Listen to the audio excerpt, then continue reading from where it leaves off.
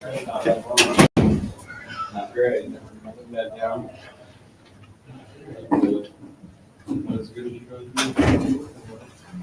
Good morning, everyone. Thank you for being here. I'm State Representative Brad Halbrook from Shelbyville. As we gather just hours before the governor delivers his budget address, I have to admit it feels like deja vu all over again. Illinois families are tightening their belts. Small businesses are watching every dollar.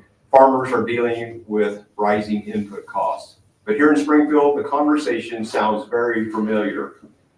More spending, bigger budgets, no real relief. At noon today, we're likely to hear a very polished presentation. We'll hear that Illinois is right on track. We may hear that Washington, D.C. or President Trump is to blame for all of our challenges. We'll hear that Springfield doesn't have a spending problem. But here's what I think Illinois families are really asking. Will we hear a serious plan for substantive property tax reform? Illinois families pay the highest property taxes in the nation. Seniors on fixed incomes are being taxed out of their homes. Young families are struggling to buy their first home. Yet year after year, meaningful reform is avoided while governments continue to tax and spend. Will we hear about real tax relief for working families and job creators? Instead of lowering the burden on people who drive our economy, this administration defends a system that keeps demanding more. It's no surprise that neighboring states are actively trying to attract our residents, our businesses, and even our beloved Chicago Bears.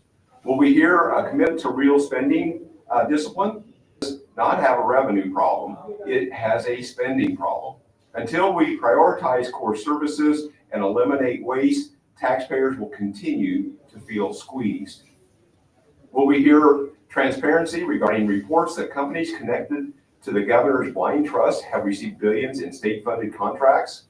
At a time when families are struggling with rising costs, that raises serious questions about priorities and accountability.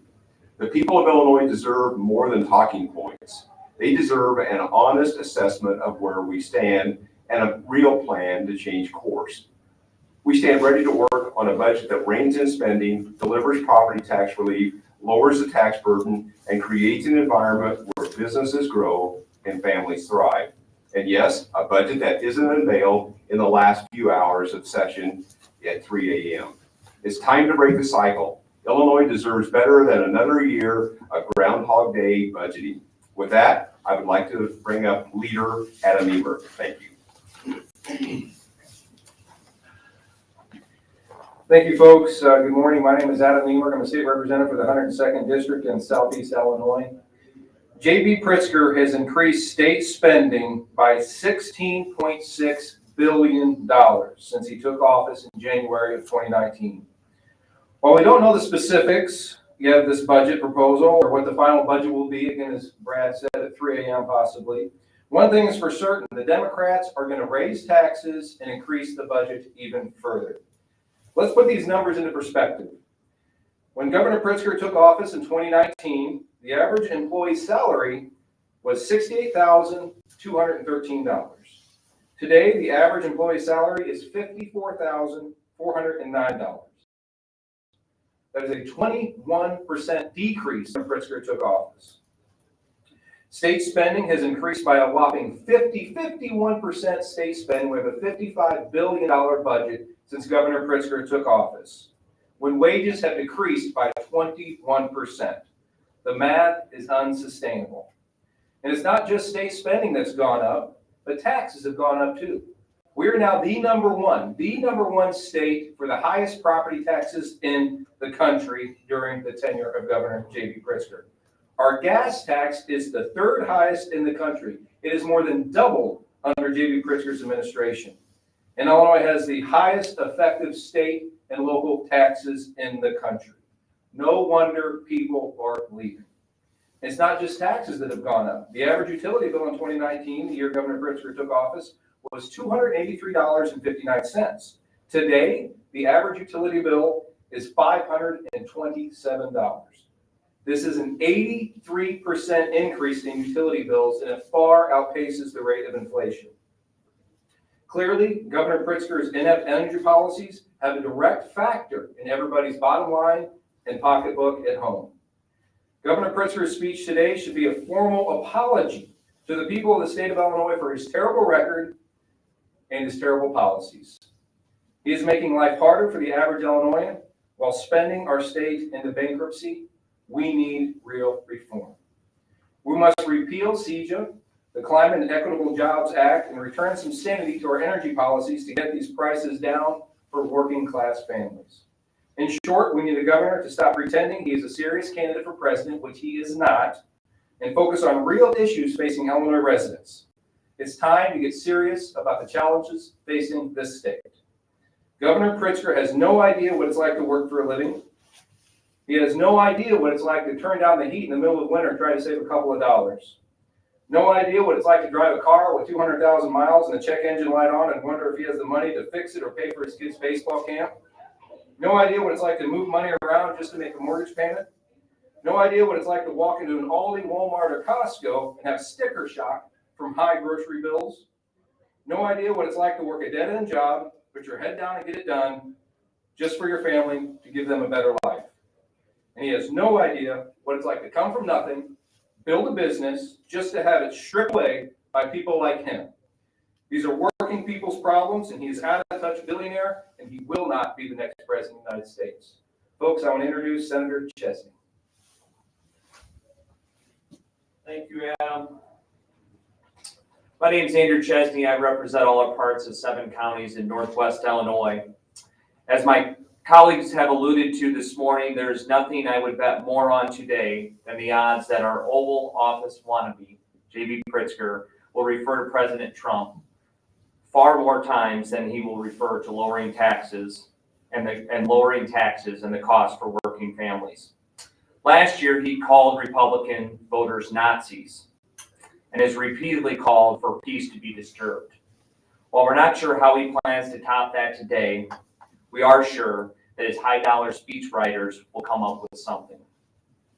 J.B. Pritzker has been setting the stage for the past several months to blame all of his budget problems on the White House. You have seen him in the media whining about federal cuts, playing the victim card instead of taking ownership for his fiscal nightmare that elevated under his tenure as governor. It is J.B. Pritzker, it's not Donald Trump, the state government spending by $17 billion since becoming governor.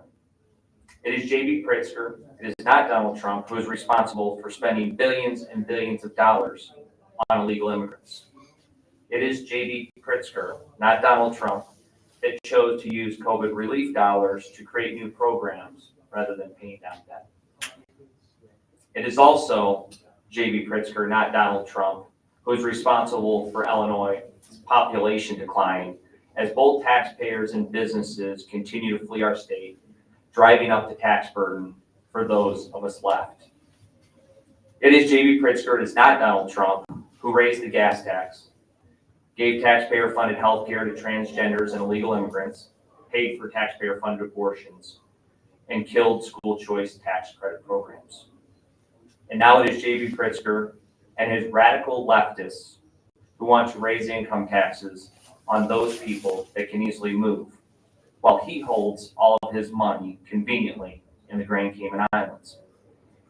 J.B. Pritzker was elected governor almost 8 years ago, and he was able to do this most of his time while having a supermajority of Democrats in both the House and the Senate. As much as J.B. Pritzker today wants to deny the reality, the problems fall at his feet and his feet alone. He needs to stop pretending that the rest of the United States has any interest in putting record in the White House. He has to get back to the state of Illinois and get to work and stop running for a higher political office. With that, I turn comments over to Representative Blaine Wilheimer. Thank you, Senator. It's good to be today. Thank you for being here. State Representative Blaine Wilheimer, 110th District, or as the people in Illinois know it as God's country. Thank you. So, I read this morning thing about Governor Pritzker, some of the stuff that he's going to say, I think gaslight everybody by making the comment that, hey, everything is too damn expensive. Like he has any idea what that even means. You know, like what Adam said, he has no idea what it's like to struggle financially. But, you know, hey, thanks for finally acknowledging what the rest of Illinois, what working people have been doing and what we have been talking about for years. You know, because families in this state, especially working families, they're struggling financially because of his policies and because of the policies of the majority party in the General Assembly. And you got to ask, you know, you can't just say things are too damn expensive. You got to ask why things are so expensive, you know. And Governor Pritzker is in constant need of economic lessons, so maybe we'll give him a little bit here. You know what the primary cause of inflation is? You know, I think they teach this in Economics 101. The primary cause of inflation is government spending money out of control. Government is spent completely out of control. Irresponsible, out of control spending has fueled the inflation that is crushing working families in this state. Since he took office, spending is up in our budget, I think over $16 billion. Who pays for that? It's pretty clear. The taxpayers pay for it. You do. You pay for it. You've done it through various different things. Taxes and fees, I think over 50 tax and fee increases have been instituted by this governor, who now wants to act like things are just too damn expensive, and he has no idea why that's happening. But if this governor actually cared about things being too damn expensive, he doubled the gas tax. That was one of the first things he did who's that affect? That's one of the most regressive taxes that there are, that disproportionately affects working families, especially in rural parts of the state. Parts of the state that he doesn't care about, that we represent and have a lot to offer. If this governor really was expensive, he would take his own Green New Scam and he would wad it up and he'd throw it into trash where it belongs. Because your energy prices have doubled, tripled, and quadrupled because of this fantasy policy. Policies like this that prioritize the far left scam ideology, and they force you, the taxpayers, to pay for it. If this governor cared about things being too damn expensive, he would have been working over the past 8 years to right size, get our spending under control, and to lower the nation's highest property taxes, which is actually the most regressive tax that there is out there, because it's literally stealing home ownership from the next generation of people. You know, if this governor really cared about things being too damn expensive, then he wouldn't be prioritizing illegal aliens over Illinois citizens like he has his whole tenure here, spending billions and billions of dollars on those folks, while veterans and elderly people and young people just trying to make their way in this state can't do it because prices have gone out of control because he doesn't care about regular people in Illinois. What the governor really cares about is pandering to his far left radical base to further his ridiculous political ambitions because he thinks he's going to be the president. If we're going to fix Illinois and we're going to make it the powerhouse that it should be, we don't need gaslighting narcissists like J.B. Pritzker, who cares nothing about Illinois. We need real leaders that are actually focused on this state and that have the most in-demand attribute that we need in the state of Illinois and politics in general: courage. Courage to do the right thing for the right people and to not be beholden to the special interests and out of control political fantasies. Illinois got a lot going for it. We just need right leadership, and we need people that are going to put Illinois citizens first. So with that, we're happy to answer any questions. Yes, sir. What are some easy spending cuts you would make? Well, I think the easiest thing to do is prioritize Illinois citizens and stop spending billions of dollars on illegal immigrants in the state of Illinois. That's a pretty easy one right off the top. Okay. I think there's plenty of things that we can do. Yeah, we were here a year ago in May, 10 months ago, or 9 months ago, and we were talking about the $1 billion that's been identified in grants to non-government organizations. Okay, some of them seem to have political connection, if you will, or political activity as their main course of business. So I think at a minimum, rather than continuing year after year to raise spending $1 to $2 billion, raise taxes $1 to $2 billion, we can eliminate $1 billion worth of spending right there just on the NGO spending alone. Okay, thanks, guys. Thank you, guys. Everyone. Thank you.